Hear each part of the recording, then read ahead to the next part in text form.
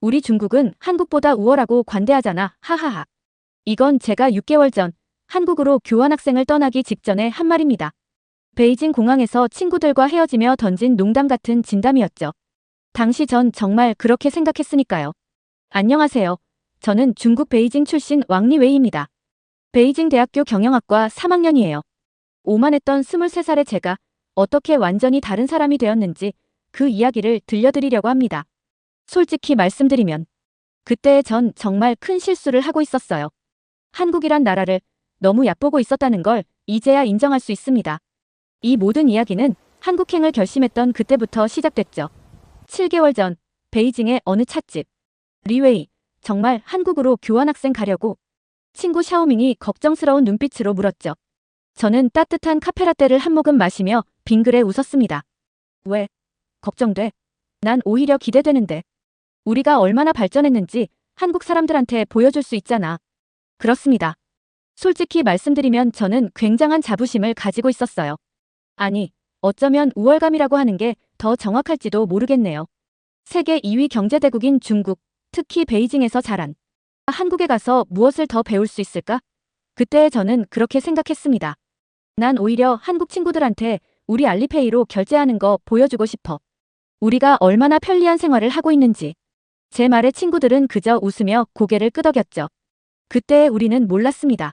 제가 얼마나 큰 착각 속에 살고 있었는지를. 9월의 첫 주 드디어 인천국제공항에 도착했습니다. 공항에서부터 저는 뭔가 다르다는 걸 느꼈어요. 처음 봤던 건 입국장의 로봇 안내원이었죠. 터치스크린으로 질문을 입력하면 영어, 중국어, 일본어로 답변해주는 모습에 솔직히 좀 놀랐어요. 하지만 저는 여전히 이런 건 그냥 보여주기식 기술이겠지라고 생각했습니다. 그리고 공항철도를 타고 서울로 향하는 길. 차량 안에 모든 게 깔끔했고 디지털 안내판은 한국어와 영어는 물론 중국어까지 완벽하게 표시하고 있었죠. 하지만 정말 놀란 건 그때부터였습니다. 제 옆자리에 앉은 할머니가 스마트폰으로 뭔가를 보고 계셨어요. 호기심에 슬쩍 봤더니 실시간으로 방송 중인 드라마를 보고 계시더라고요. 할머니가 베이징에서는 제 할머니는 물론이고 부모님조차 스마트폰으로 영상을 보는 걸 어려워하시는데 말이죠. 서울역에 도착해서 택시를 탔을 때도 충격의 연속이었습니다. 택시 기사님이 저에게 중국에서 오셨어요? 라고 중국어로 물으시더니 차량에 설치된 태블릿으로 번역기를 켜고 저와 대화를 시작하셨어요. 게다가 카드나 현금이 없어도 된다며 각종 모바일 페이먼트를 지원한다고 하시더라고요. 아, 저는 중국 알리페이만 있는데요. 괜찮아요. 위챗페이도 되고 알리페이도 됩니다. 순간 말문이 막혔습니다. 제가 자랑하려고 했던 그 모바일 결제가 이미 서울의 택시에서도 당연하게 사용되고 있었으니까요. 기숙사에 도착해서도 놀라움은 계속됐습니다. 입구의 얼굴 인식 시스템, 엘리베이터 자동 호출, 세탁실의 스마트 예약 시스템까지. 모든 게 마치 영화에서 본 것 같은 미래의 모습이었어요. 하지만 가장 큰 충격은 그날 저녁에 찾아왔습니다. 기숙사 앱으로 저녁을 주문했는데 로봇이 직접 제 방 앞까지 배달을 해준 거예요. 심지어 엘리베이터도 혼자 타고 알아서 움직이더라고요. 여기가 정말 한국이 맞나? 창문 너머로 보이는 서울의 야경을 바라보며 저는 처음으로 제 자신이 얼마나 편협한 시각을 가지고 있었는지 깨닫기 시작했습니다. 다음 날 아침, 저는 일찍 일어나 캠퍼스를 둘러보기로 했습니다. 학교 앱으로 식당 메뉴를 미리 확인하고 키오스크로 주문하고 모바일 학생증으로 건물을 출입하는 모든 과정이 신기했어요. 인상 깊었던 건 도서관이었습니다. 도서관에 로봇이 있다고요? 사서 선생님의 설명에 따르면 이 로봇은 반납된 책을 자동으로 분류하고 서가에 꽂는다고 해요.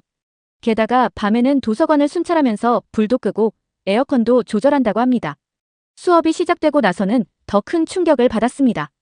교수님들은 모두 태블릿을 사용하시고 실시간으로 학생들의 질문을 받아 수업에 반영하세요. 심지어 외국인 학생을 위한 실시간 자막 서비스까지 있었죠. 점심시간, 한국인 친구 민지를 만났습니다. 리웨이 씨, 한국 생활은 어때요? 솔직히 충격적이에요. 좋은 의미로요. 이렇게까지 발전된 모습일 줄은 몰랐거든요. 민지가 웃으며 말했습니다.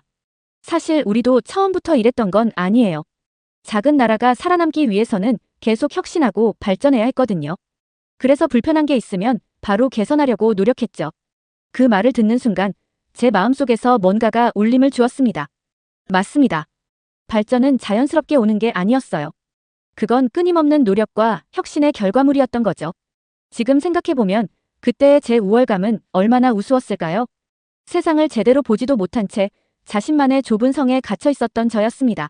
하지만 그 작은 성을 부수고 나왔을 때 비로소 진짜 세상을 볼 수 있었죠. 이제 저는 매일 아침 새로운 마음으로 하루를 시작합니다. 오늘은 또 어떤 새로운 것을 배우게 될까? 어떤 놀라운 경험을 하게 될까 하는 기대감으로요. 그리고 이런 생각을 하게 됐습니다. 진정한 강함은 남을 깎아내리는 것이 아니라 서로에게서 배우고 함께 성장하는 것이라고요. 한국에서의 첫 한 달은 그런 깨달음의 시간이었습니다. 왕리웨이 씨, 이번 주말에 우리 경복궁 같이 가요. 한복도 입어보고. 한국인 멘토 민지의 갑작스러운 제안에 저는 잠시 망설였습니다. 솔직히 말씀드리면 그때까지도 제 안에는 어떤 거만함이 남아있었거든요. 중국에는 자금성도 있는데 경복궁이 뭐가 대단하다고 하는 생각 같은 거요. 그런데 그날 아침 지하철에서 있었던 일이 자꾸 마음에 걸렸습니다. 중국인 유학생인 제 친구 수인이 영무원과 이야기를 나누고 있었거든요. 영어로 길을 물었는데 영무원이 불친절하게 대했어요. 그런데 바로 뒤에 온 백인 관광객에게는 친절하게 웃으며 설명해 주더라고요. 너무해. 우리가 뭐 잘못했다고 이런 대우를 받아야 하는 거야? 수잉의 목소리가 떨렸습니다. 저도 화가 났죠. 우리나라는 이렇게 크고 강한데 왜 이런 차별을 받아야 하는 걸까요? 그날 SNS에서 봤던 다른 중국 유학생들의 글들이 떠올랐습니다. 한국 식당에서 중국인이라고 하면 얼굴 표정부터 달라져. 영어로 말하면 친절한데 중국어로 말하면 불친절해져. 우리도 똑같은 손님이고 사람인데. 이런 생각을 하다 보니 민지와의 약속이 내키지 않았어요. 하지만 민지의 해맑은 미소를 거절할 수는 없었습니다. 그렇게 시작된 주말 나들이는 제 편견과 분노를 다르게 보게 만드는 계기가 되었죠. 경복궁 앞에서 한복을 입어보는데 처음에는 좀 쑥스러웠어요. 그런데 거울을 보는 순간 이상한 감정이 밀려왔습니다. 단아하고 우아한 한복의 선이 마치 오래된 한국 궁궐의 처마선과 닮아있다는 걸 발견했거든요. 리웨이 씨, 정말 잘 어울려요. 사진 찍어드릴게요. 민지가 찍어준 사진을 보면서 깨달았습니다. 한복은 단순한 옷이 아니었어요. 그것은 하나의 문화였고 미적 가치관이었고 오랜 시간 다듬어진 예술이었습니다. 경복궁으로 들어서는 순간 또 한 번 놀랐습니다. 자금성의 웅장함과는 전혀 다른 섬세하고 정교한 아름다움이 거기 있었거든요. 민지 씨, 이 기둥들 보세요. 어떻게 이렇게 완벽한 균형을 맞출 수 있었을까요? 맞아요. 조선시대 건축술이 정말 대단했죠. 기둥 하나하나가 수학적 계산으로 세워졌대요. 그래서 지진이 나도 무너지지 않는다고 해요.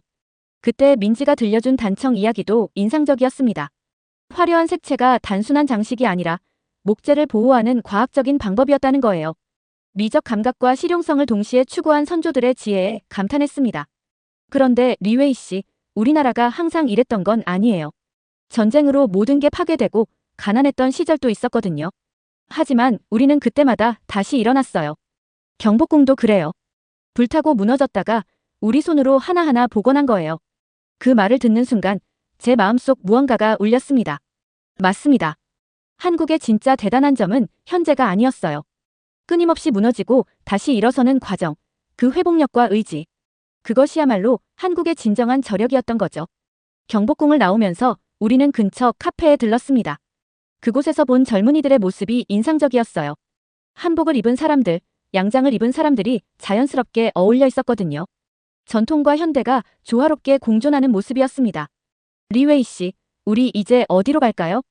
민지 씨, 사실 전 좀 부끄러워요. 아까 경복궁 가자고 했을 때 속으로는 뭐가 대단하다고 이런 생각을 했거든요. 에이, 괜찮아요. 저도 처음에는 우리 문화의 가치를 잘 몰랐어요. 그런데 이렇게 하나하나 알아가다 보면 점점 더 자랑스러워져요. 다른 나라의 좋은 점을 인정하면서도 우리 것의 가치도 아는 거죠. 그 말에 큰 깨달음을 얻었습니다. 진정한 자부심이란 다른 문화를 무시하는 것이 아니라 서로의 가치를 인정하는 것에서 시작된다는 걸요. 다른 문화를 제대로 이해하지도 못한 채 단순히 크기나 숫자만으로 비교하려 했던 제 자신이 부끄러웠습니다. 민지 씨, 다음 주에는 제가 우리 중국 전통차를 대접하고 싶어요. 이번엔 제가 우리 문화를 소개해 드릴게요. 와, 정말요? 기대돼요. 이제 저는 이해했습니다. 문화는 누가 더 우월한지를 겨루는 경쟁의 대상이 아니라 서로 배우고 나누며 함께 성장하는 대화의 장이라는 것을요. 저녁이 되어 기숙사로 돌아오는 길에 아침에 있었던 지하철에서의 일이 다시 떠올랐습니다. 민지에게 조심스레 물어봤죠. 민지 씨, 혹시 한국 사람들이 중국인을 싫어하나요? 민지는 잠시 생각하더니 진지한 표정으로 말했습니다. 솔직히 일부 한국 사람들이 편견을 가지고 있는 건 사실이에요. 하지만 그건 서로를 잘 몰라서 생기는 오해일 때가 많아요. 제가 리웨이 씨를 알게 된 것처럼 서로를 진짜로 알게 되면 그런 편견들이 깨지거든요. 그 말을 듣고 생각했습니다. 어쩌면 우리가 느끼는 차별도 서로에 대한 이해가 부족해서 생기는 것일지도 모르겠다고요. 그날 밤 베이징에 있는 부모님께 편지를 썼습니다. 어머니, 아버지, 전 이제 조금 달라졌어요. 한국에서 배운 것은 단순한 기술이나 시스템이 아니었어요. 다른 문화를 이해하는 법, 그리고 그 속에서 우리 자신을 돌아보는 법을 배웠답니다. 리웨이 씨, 우리 회사 어때요? 멋지죠? 친구가 된 민지의 초대로 한국의 대기업을 방문한 날이었습니다. 100층 높이의 화려한 사옥, 최첨단 시설들, 그리고 세계를 향해 뻗어나가는 기업의 야망이 느껴지는 곳이었죠. 정말 대단해요. 이런 회사에서 일하면 좋겠다. 제 말에 민지는 잠시 침묵했습니다. 그리고 커피숍으로 자리를 옮기며 조용히 말을 꺼냈죠. 사실 그게 전부가 아니에요. 매일 밤늦게까지 일하고 주말에도 카톡이 오고 제 동기는 번아웃으로 퇴사했어요. 그날 저녁 민지는 자신의 일상을 들려줬습니다. 화려한 사무실 이면에 숨겨진 치열한 경쟁, 끝없는 야근, 그리고 청년들의 고단한 현실까지. 우리 부모님 세대는 정말 가난했대요. 그래서 우리 세대는 좋은 대학, 좋은 회사만 바라보고 달려왔어요. 덕분에 한국이 빠르게 발전했지만 그 대가도 컸죠. 민지의 이야기는 제게 큰 충격이었습니다. 그동안 저는 한국의 겉모습, 즉 발전된 모습만 보고 감탄했던 거죠. 하지만 그 이면에는 수많은 사람들의 희생과 노력이 있었던 겁니다. 다음 날 학교 수업에서 만난 한국 학생들의 모습이 새롭게 보였습니다. 쉬는 시간에도 공부하는 학생들, 취업 준비로 고민하는 친구들. 그들의 피곤한 표정 속에서 한국 사회의 또 다른 모습을 발견했습니다. 여러분, 오늘은 한국의 경제 발전 과정에 대해 토론해 보겠습니다. 경제학 수업에서 교수님이 던진 질문에 한 한국 학생이 손을 들었습니다.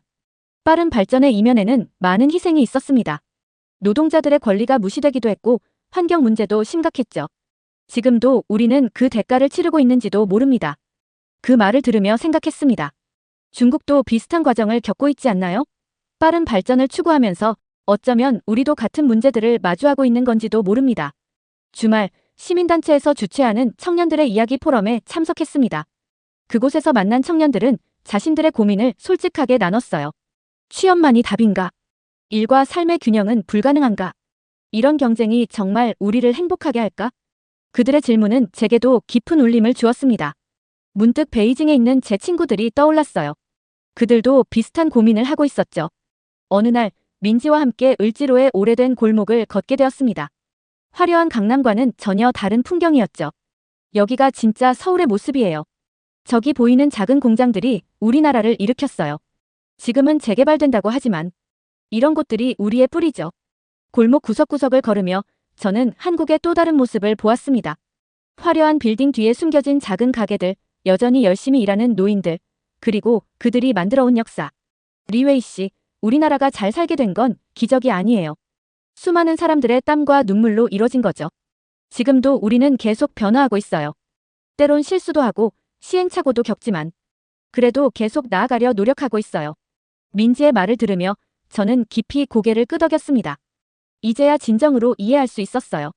한 나라의 발전은 단순한 숫자나 겉모습의 변화가 아니었습니다. 그것은 수많은 사람들의 이야기, 그들의 고민과 노력, 그리고 끊임없는 성찰의 과정이었던 거죠. 한국에서 보낸 시간이 3개월을 넘어가면서 저는 제가 조금씩 변하고 있다는 걸 느꼈습니다. 더 이상 단순히 중국인 유학생으로서가 아니라 이 시대를 함께 고민하는 세계 시민으로 성장하고 있었던 거죠. 민지 씨, 저도 이제 조금은 알 것 같아요. 우리가 왜 서로를 이해하고 배워야 하는지. 네, 리웨이 씨. 우리는 결국 비슷한 고민을 하고 있잖아요. 서로 다른 나라에 살지만 같은 시대를 살아가는 청년으로서. 한국 문화가 중국 문화를 훔치고 있다고요? 그건 좀 심한 말 아닌가요? 글로벌 라운지에서 들려온 목소리에 고개를 돌렸습니다. 처음 보는 브라질 유학생이 중국인 학생 왕민과 이야기를 나누고 있었어요. 아니, 이야기라기보다는 거의 말싸움에 가까웠죠. 너는 몰라, 아만다. 한국이 우리 문화를 어떻게 다루는지. 왕밍의 목소리가 떨렸습니다. 그때 민지가 라운지로 들어왔습니다. 평소처럼 밝은 얼굴로 인사를 건네려다가 긴장된 분위기를 느꼈는지 걸음을 멈췄어요. 브라질 유학생 아만다는 제가 처음 한국에 왔을 때처럼 혼란스러워 보였습니다. 동아시아의 복잡한 문화적 갈등을 이해하기 어려웠을 테죠. 잠깐. 제가 자리에서 일어났습니다. 왕밍, 네 말도 이해해. 하지만 우리가 먼저 물어봐야 하지 않을까? 그들은 우리 문화를 어떻게 생각하는지, 왜 관심을 가지는지. 리웨이, 너까지 그런 식으로 말하는 거야? 왕밍이 실망한 눈빛으로 저를 바라봤습니다. 민지가 조심스럽게 다가왔습니다. 제가 한 말씀 드려도 될까요? 사실 우리가 중국 문화를 다룰 때는 정말 깊은 존경심을 가지고 있어요. 한국 문화의 뿌리이기도 하고. 존경심? 왕밍이 냉소적으로 웃었습니다. 그럼 왜 우리 전통 의상을 아이돌 의상처럼 변형하는 거죠? 우리의 역사적 인물들을 드라마에서 마음대로 각색하는 건. 아만다가 갑자기 자리에서 일어났습니다. 잠깐만요, 여러분. 제가 브라질에서 온 외국인이라 잘 모를 수도 있지만 이런 건 어떨까요? 우리 모두 함께 이야기를 나눠보는 건요. 서로의 입장에서 진심으로요. 그 말에 잠시 침묵이 흘렀습니다. 제가 한국에 처음 왔을 때의 오만함, 그리고 그것이 깨지던 순간들이 떠올랐어요. 아만다 말이 맞아요. 민지가 조심스럽게 말을 이었습니다. 우리 다과회라도 하면서 이야기 나눠볼까요? 서로를 더 이해할 수 있는 자리로요. 왕밍은 여전히 마음이 불편해 보였지만 고개를 살짝 끄덕였습니다. 그렇게 우리는 다음 주 금요일 다과회를 열기로 했습니다. 하지만 그게 단순한 다과회가 아닌 더 큰 무언가가 될 거라는 걸 그때는 아무도 몰랐죠. 금요일 다과회는 예상치 못한 방향으로 흘러갔습니다. 처음에는 어색한 침묵만 감돌았지만 아만다가 브라질의 카니발 이야기를 시작하면서 분위기가 바뀌기 시작했어요. 우리도 가끔 문화적 갈등을 겪어요. 다른 나라 사람들이 산발을 춘다고 해서 화내지는 않지만 우리 문화를 너무 단순화할 때는 섭섭하죠. 그 말을 시작으로 각자의 이야기가 쏟아져 나왔습니다. 사실 저는 한국이 부러웠어요. 왕밍이 처음으로 속마음을 털어놓았습니다. 우리의 전통 문화를 현대적으로 재해석하고 세계에 알리는 모습이요. 하지만 동시에 화가 났어요. 우리 것이 마치 한국 것인 것처럼 보일 때. 민지도 진심을 전했습니다. 저희도 고민이 많아요. 어떻게 하면 다른 문화를 존중하면서도 우리만의 색깔을 낼 수 있을지. 때론 조심스러워서 아예 시도조차 못할 때도 있어요. 대화가 이어지면서 아만다가 흥미로운 제안을 했습니다. 우리 이걸 더 키워보는 건 어떨까요? 문화 교류 페스티벌 같은 걸로요. 서로의 문화를 제대로 이해하고 존중하는 자리로 만들면. 그 순간 제 머릿속에 아이디어가 떠올랐습니다. 맞아요. 각자의 문화를 진정성 있게 소개하고 서로 배우는 자리. 전시도 하고 체험도 하고. 처음에는 작은 규모를 생각했지만 소문이 퍼지면서 점점 더 많은 학생들이 참여하겠다고 했습니다. 한국, 중국은 물론 일본, 베트남, 태국, 심지어 유럽에서 온 학생들까지. 하지만 준비 과정은 결코 쉽지 않았습니다. 포스터 하나를 만드는데도 의견이 갈렸고 어떤 내용을 다룰지 정하는 것도 힘들었죠. 이런 전통 문양은 우리 문화를 너무 단순화하는 거 아닌가요? 아니에요. 오히려 양국의 공통점을 강조하는. 회의는 자주 평행선을 달렸고 몇 번이나 무산될 뻔했습니다. 특히 문화 도용 문제를 다루는 세션을 준비할 때는 정말 힘들었어요.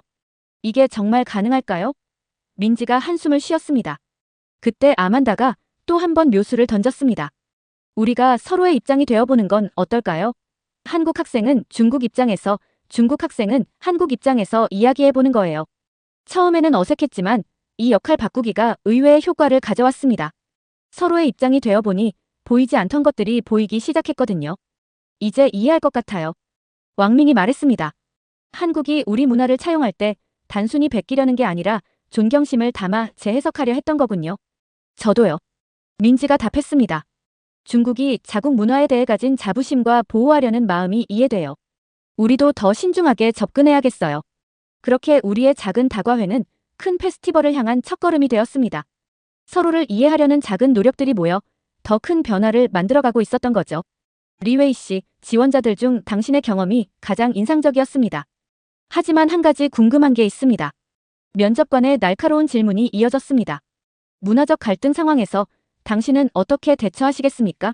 면접관이 제 유튜브 채널을 보셨다며 미소를 지으셨습니다. 솔직히 말씀드리면 리웨이 씨의 한국 생활 브이로그를 통해 변화하는 모습이 인상적이었어요. 그래서 더 궁금합니다. 순간 망설였습니다. 준비했던 모범 답안 대신 저는 제가 겪은 진짜 이야기를 들려주기로 했습니다. 처음 한국에 왔을 때 저는 우월감에 차 있었습니다. 하지만 점차 깨달았죠. 진정한 문화 교류는 일방적인 게 아니라는 걸요. 최근 문화 페스티벌을 준비하면서 수많은 갈등과 실패를 겪었습니다. 하지만 그 과정에서 배웠습니다. 진정한 이해는 서로의 아픔까지도 인정하는 것에서 시작된다는 걸요. 면접이 끝나고 한 달이 지났을 때 합격 소식을 들었습니다. 그것도 한중일 문화교류 프로젝트 팀에서요. 리웨이, 축하해. 아만다가 브라질로 돌아가기 전 축하 파티에서 말했습니다. 너는 정말 변화했어. 처음 만났을 때와는 완전히 달라졌어. 왕밍도 함께였습니다. 이제 그는 한국문화원에서 중국 문화 강사로 일하게 되었다고 해요. 리웨이, 네가 없었다면 난 아직도 분노하고 있었을 거야. 이제는 알아. 문화는 서로 배우고 성장하는 거라는 걸. 민지는 제 새로운 회사의 선배가 되었습니다. 앞으로 함께 일하게 되어서 정말 기뻐요. 우리가 함께 만들어갈 변화가 기대돼요. 입사 첫날 제 책상에 앉아 창밖을 바라봤습니다. 서울의 높은 빌딩들 사이로 고궁의 기와가 보였어요. 현대와 전통이 공존하는 이 풍경처럼 우리도 서로 다름을 인정하면서 함께 나아갈 수 있지 않을까요? 리웨이 씨, 첫 프로젝트 회의 시작합니다. 회의실로 향하는 발걸음이 가벼웠습니다. 제가 맡은 첫 프로젝트는 동아시아 청년 문화 교류 프로그램. 한중일 세 나라의 청년들이 서로의 문화를 배우고 이해하는 프로그램을 만드는 것이었습니다. 회의 시작 전 잠깐 휴대폰을 확인했더니 베이징에서 메시지가 와 있었습니다. 리웨이야, 네 소식 들었어. 정말 자랑스럽구나. 처음 한국에 갈 때 네가 했던 말 기억나니? 우리가 더 우월하다고 했었지. 하. 그런데 이제는 네가 다리가 되어준다니. 아버지는 네가 자랑스럽단다. 마지막으로 한 번 더 창밖을 바라봤습니다. 6개월 전 이 도시를 처음 봤을 때가 떠올랐습니다. 그때의 저는 이런 변화를 상상도 못했을 거예요. 리웨이 씨, 프레젠테이션 준비되셨나요? 네, 팀장님. 자리에서 일어섰습니다. 이제 제 차례군요. 화면에 첫 장이 떴습니다. 서로 다른 문화의 만남, 새로운 미래의 시작. 깊은 숨을 들이쉬고 이야기를 시작했습니다. 우리는 모두 다른 곳에서 왔지만 같은 꿈을 꾸고 있습니다. 서로를 이해하고 배우고 함께 성장하는 꿈을요. 제가 한국에서 배운 가장 소중한 것은 바로 이 함께라는 단어의 의미입니다. 회의실 창 너머로 석양이 물들고 있었습니다. 마치 새로운 시대의 여명처럼 빛나는 석양이었죠. 이제 저는 압니다. 이것이 끝이 아닌 시작이라는 것을, 그리고 우리가 함께라면 더 아름다운 이야기를 만들어갈 수 있다는 것을. 그럼 지금부터 우리의 새로운 이야기를 시작해보겠습니다. 프로젝트 발표가 끝난 후 저는 제 유튜브 채널에 마지막 영상을 올렸습니다. 여러분, 그동안 제 이야기를 들어주셔서 감사합니다. 처음 이 영상을 시작할 때 전 그저 한국에 대한 제 경험을 나누고 싶었을 뿐이었어요.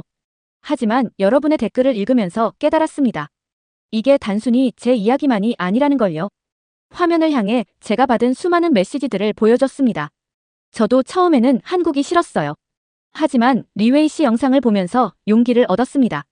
다른 나라의 문화를 이해한다는 게 무엇인지 깨달았어요. 저도 이제 한국에서 유학을 시작합니다. 리웨이 씨처럼 될 수 있을까요? 눈시울이 붉어졌습니다. 여러분, 우리는 모두 누군가의 이방인이 될 수 있습니다. 하지만 동시에 우리는 서로의 친구가 될 수 있어요. 우리가 서로를 이해하려 노력할 때 우리는 더 이상 이방인이 아닌 한 가족이 된다는 것을요. 잠시 말을 멈추고 깊은 숨을 들이신 후 다시 시작했습니다. 마지막으로 한 가지 소식을 더 전해드리고 싶어요. 다음 달부터 우리 회사는 청년 문화 교류 프로그램을 시작합니다. 한국, 중국, 일본, 그리고 전 세계의 청년들이 참여할 수 있어요. 관심 있으신 분들은 영상 설명란의 링크를 확인해주세요. 여러분의 이야기도 들려주세요. 우리 함께 새로운 이야기를 만들어가요. 카메라를 끄기 전 마지막으로 미소 지었습니다. 여러분, 이것이 끝이 아닙니다. 우리의 진짜 이야기는 이제부터 시작이니까요. 영상을 올린 지 하루 만에 조회수가 폭발적으로 늘었고 전 세계에서 응원 메시지가 쏟아졌습니다. 그리고 청년 교류 프로그램에는 예상을 훨씬 뛰어넘는 지원자들이 몰렸죠. 제 책상 위에는 이제 작은 사진 한 장이 놓여 있습니다. 처음 한국에 왔을 때 공항에서 찍은 사진이에요. 그때의 오만했던 표정을 보면서 저는 매일 다짐합니다. 이제는 내가 누군가의 다리가 되어줄 차례야. 더 많은 사람들이 서로를 이해하고 사랑하게 되는 그날까지. 여러분, 오늘의 사연은 어떠셨나요? 리웨이의 이야기처럼 여러분도 분명 각자의 특별한 경험이 있으실 것 같아요.